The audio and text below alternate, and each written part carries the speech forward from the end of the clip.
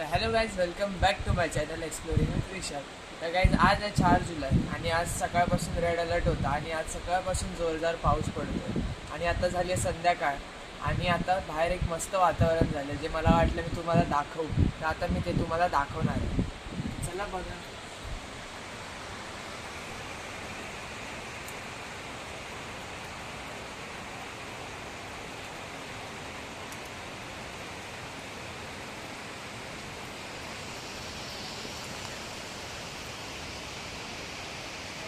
हे वातावरण